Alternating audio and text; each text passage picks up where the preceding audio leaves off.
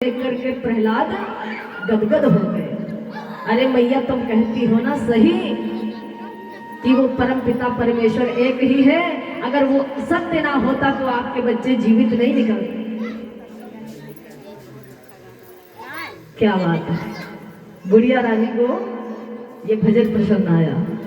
55 मुद्राएं प्रभु के चरणों में समर्पित करती है भजन पे प्रसन्न होकर के। परमात्मा से इच्छा है कि हे परमात्मा इसको धनवान बलवान कीर्तिवान बनाए रखे, इनके परिवार में हमेशा सुख समृद्धि बनाए रखे। यही आशा है गोविंद भगवान की। बोल गोविंद भगवान की, बोले साचे दरबार की। क्या हुआ भैया, भक्त प्रहलाद ने सोचा मैया तुम कहती तो सत्य हो कि वो अगर परमात्मा ना होता तो बिल्ली के बच्चे जीवित नहीं निकलते।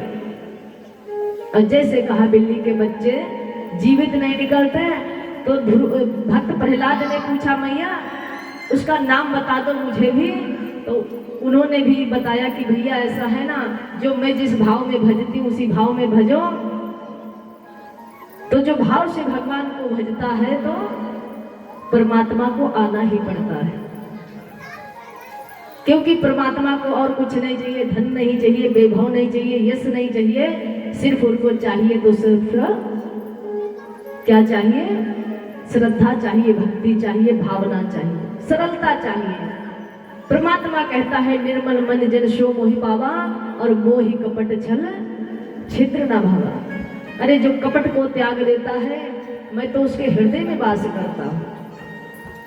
अब भैया ये बात सत्य है कि अगर आपको भक्ति से प्रेम हो गया है, आप भक्ति में रम गए हैं, अगर आपके ऊपर किसी गुरु की कृपा हो गई, आपने किसी को गुरु बना लिया, तो इसका मतलब आपके पूर्व जन्म के जो कर्म थे ना, पुण्य किया होगा जिसके कारणवश तो आपको मानव का शरीर मिला। हम बड़े कहते हैं भाग्यवान थे, बड़े भाग्य मानुष तन पावा और सुर दुर्लभ ग्रंथ ही गावा, कि हम उस जन्म में जब अच्छे कर्म किए थे तो हमको मानव का शरीर मिला। ए बच्चों,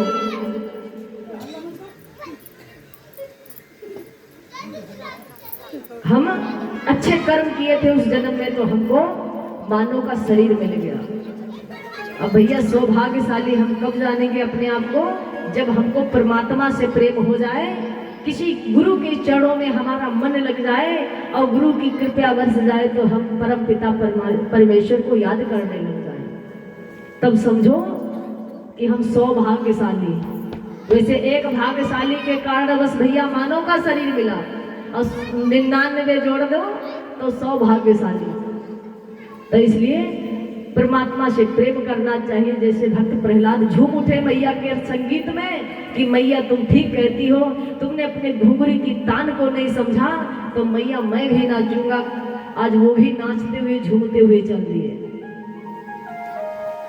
झूमते हुए गलियों में घूम रहे हैं। गोविंद मेरो है, गोपाल मेरो है, गोविंद मेरो है, गोपाल मेरो है, वो तो माते बिहारी नंदलाल मेरो है, वो तो माते बिहारी नंदलाल मेरो है।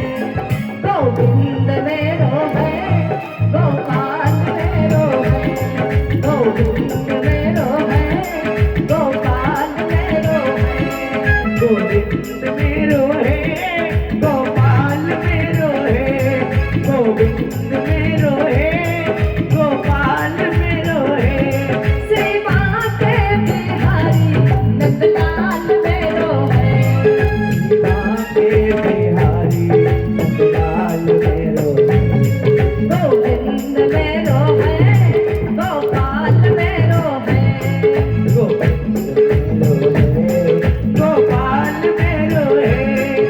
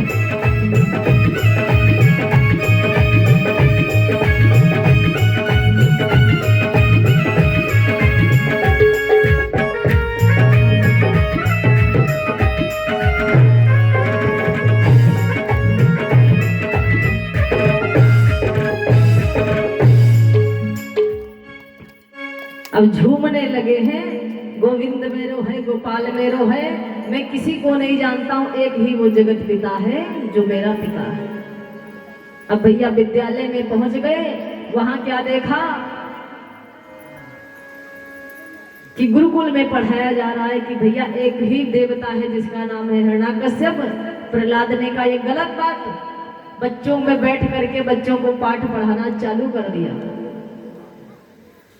और जा करके गुरु जी से कहा गुरु महाराज आपने हमें पहले से क्या बना दिया। भैया जो विद्यालय में पढ़ने वाले बच्चे होते हैं उनको यहाँ क्या बोला जाता है?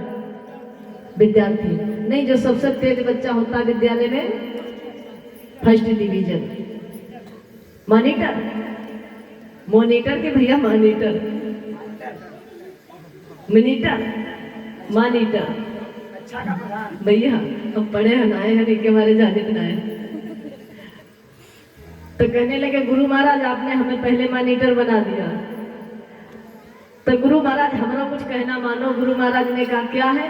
कहा ऐसा है ना, बच्चों की थोड़ी देख रेख का समय हमें दे दो गुरु महाराज। अब जब इंटरवल होता है ना तो आप तो अपने कार्य में बिजी हो जाते हैं, अब वो समय हमको दे दो। गुरु महाराज ने कहा ठीक है बेटा। कहा गुरु महाराज हम सिखाएंगे, इनको पढ़ाएंगे जो आप हमें पढ़ाते हो। तो गुरु जी ने सोचा भाई इनके पिता का विद्यालय है और एक राजा के बेटे हैं तो इनकी बात माननी है, मंदिर में रहना है तो बाबा जी की सहना है। गुरु महाराज ने कहा ठीक जाओ बेटा।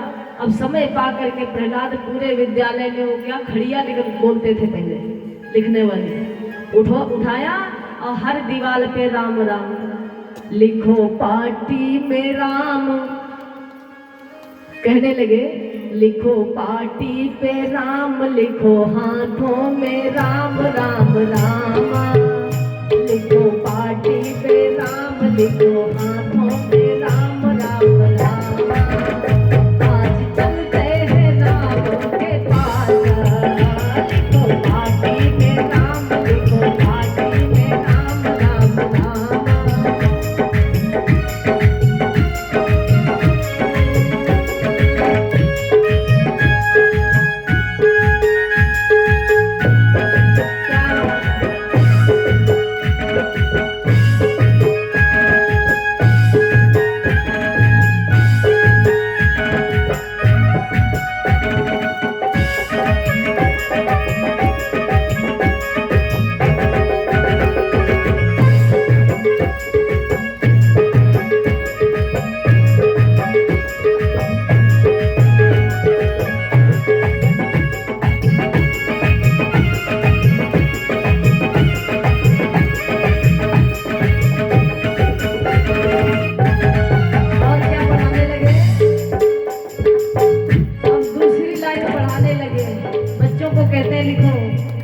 क्या सिखा रहे हैं?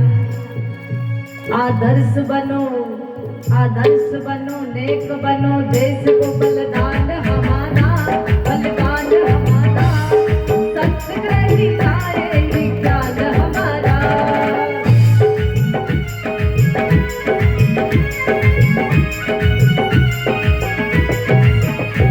क्या कहते हैं कि आदर्श बनो, देश के बलिदान बनो, और ये है हमारा वचन सत्य। तो क्या कहते हैं?